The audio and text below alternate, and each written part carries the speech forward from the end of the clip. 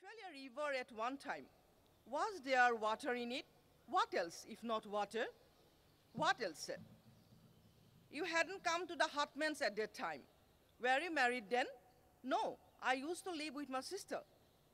The three rivers atop the hills were dammed to raise the water levels. Someone broke these wires, and the three rivers merged together and became one. The force of the water coming down the hill broke all the bridges. The bridges were all washed away. Our Hartmans were flooded, and we were in waist deep water.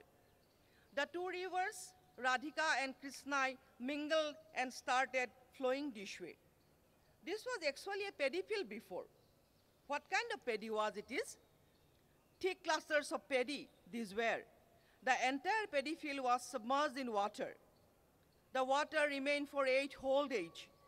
And after the water subsides, there was nothing but sand. How came? It is filled with reeds now? What else then? The seeds came floating in the water. They were carried by the wind as well. These seeds have wings, you know. The flowers turn into wings, and they carry the seeds so far of places. They do not sink in the water. They float.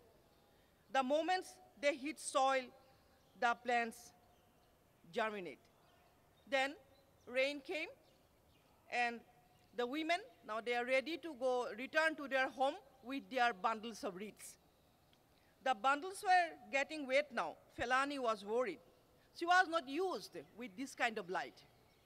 The reeds are getting wet. She cried out to June's mother. So what? She answered, they rot, won't they? Spread them out in the sun to dry.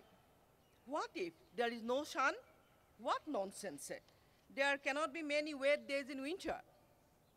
If this lot rots, then come back and cut some more. You can finish the ocean of reeds. You can't finish the ocean of reeds, can you? The seeds have wings, remember? They came floating in the river. They fly. When they hit the barren soil, they germinate. I repeat the sentence.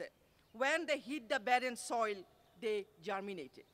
The women could not see each other's face, which were hidden by the wet reeds.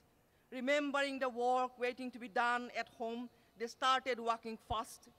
The reeds had to be dried, the roots had to be thatched, the walls had to be made and plastered.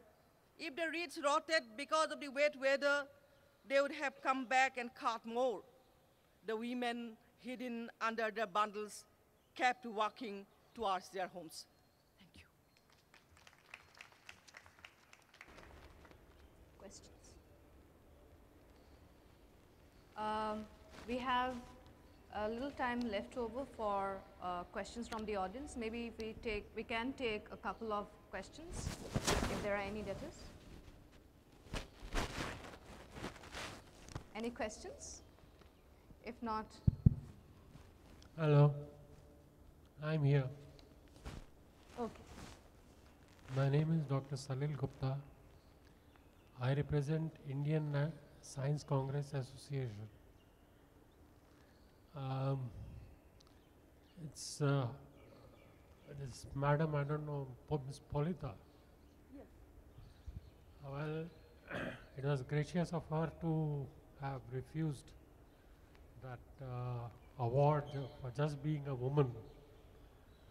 But I think all authors have talked that 70% of our women population are discouraged, are not allowed, suppressed to come up. And I think when we bring up such events or such honors, it is to honor those kind of women who have been suppressed. Maybe not you, but maybe some other upcoming, some woman who is suffered so much. She should have been given that kind of an honor rather than, the organizers giving it to you. But we especially, I think, honor people, women especially, or the suppressed people like Dalits and all, because they have suffered so much and we want to give them a chance to come up. So I think in a way, if to put a prize for a woman writer, it should be a prize for an upcoming woman writer rather than already some known writer. Thank you for the question. So, it was completely my personal choice, and it was in the context of Assamese literature. And I have already told you that Assamese literature, it has a rich heritage, 300 years old, and it has attained a certain standard. And in this Miloa, so there should not be any division between male or women writers, because it has attained certain standard. Yeah, definitely they have suffered. So it is because of that I think the government had come up with something to honor women writers, maybe not well-known writers like you or somebody, but it should have been an honor for some. Yes. But instead of giving them left-handed praises, some left-handed praises, bring them up. Yeah, bring so them up. So our publishing house, our entire literary milieu, it is male-dominated. So market is under the dominion of the male. Establishment is male, and it is very difficult. And already I have told in my first lecture that actually we the women writers, we are latecomers. When we take the pain, the power position, it is reversed. And Dr. Johnson, he described women writers as a bitch dog dancing on his hind legs. So this is the legacy that we have to carry. So instead of giving them left-handed praises, bring them up, yes, publish please. their works. Yes, okay? Bring them up. And we don't want left-handed praises, we don't want reservation. Just give us respect, criticize us, and help us to come up. And if we examine even the Indian history or the history of Assamese women, we can see that it is a man who always gave them helping hand. For example, you see Gandhiji. So Gandhiji had an important role in bringing out the Assamese woman from the household chores. I think you know that the Assamese women, they were expert in weaving. They're weaving beautiful mekhlas that all of us we are wearing. So Gandhiji, he gave a political significance to this domestic labor. So he brings out the Assamese woman through their weaving to the mainstream movement, that is the movement for, that is independent movement. So, and I think it is 1926 or like that, in the Congress, Assamese women woven 10,000 yards of khadi clothes, and it was known as Khadi Congress. And Gandhiji, he gave a political significance to our domestic work.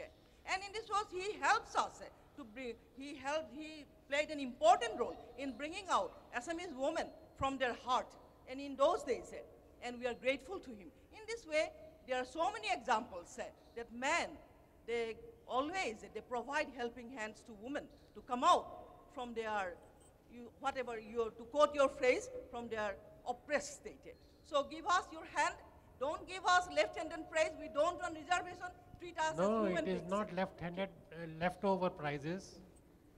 Sir, can we, I think your question has been answered. Can someone else ask? I would like to answer his question, by your permission.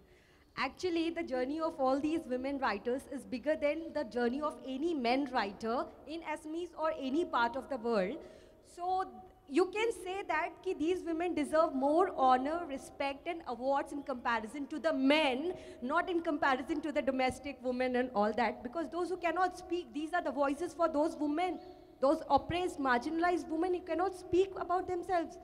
They have come out, and their journey is not less than any domestic woman's journey, because life was very difficult for them in a men's-dominated literary world also, because all the publishers are men, all the editors are men, everything is men, and they are still making their spaces into it, so their journey is more important, and they definitely deserve more respect, honor, award, everything.